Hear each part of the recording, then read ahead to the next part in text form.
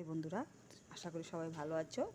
আজকে লাল শাকের রেসিপি দেখাবো। তনুজার রান্নাঘরে তোমাদের স্বাগতম। তেল ঢালবো, তেলটা গরম হয়ে গেছে। শুকনো লঙ্কা লাল লাল করে ভাজবো। লাল লাল হয়ে গেছে, নামাবো।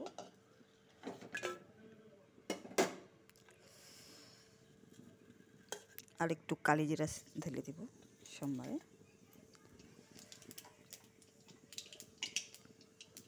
চার কুশ মতো রসুন ঢেলে দিব। রসুনটা ভাজা ভাজা হয়ে গেছে। লাল শাকটা, কাঁচা লঙ্কাটা দিয়ে লাল শাকটা ঢেলে দিব। আমাদের বাড়িতে সবাই লাল শাক, ডাটা লাল শাকটা খুব ভালোবাসে। এটা খেলে অনেক শরীরের জন্য প্রোটিন আছে।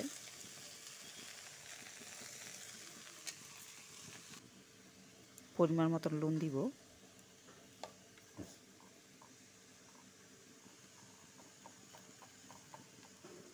আর একটু হলুদ দিব।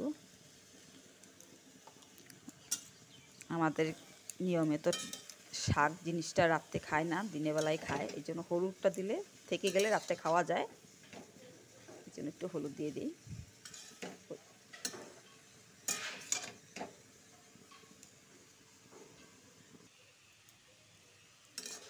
কি সুন্দর হয়ে গেছে।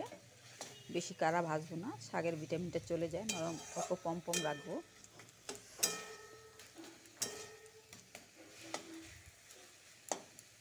শাক কাটাটা একটু বড় হয়ে গেছে, আমি অত মিহি করে কাটতে পারি না। তোমরা পারলে একটু মিহি করে কাটবে, শাকটা একটু ভালো লাগবে খেতে। হয়ে গেছে,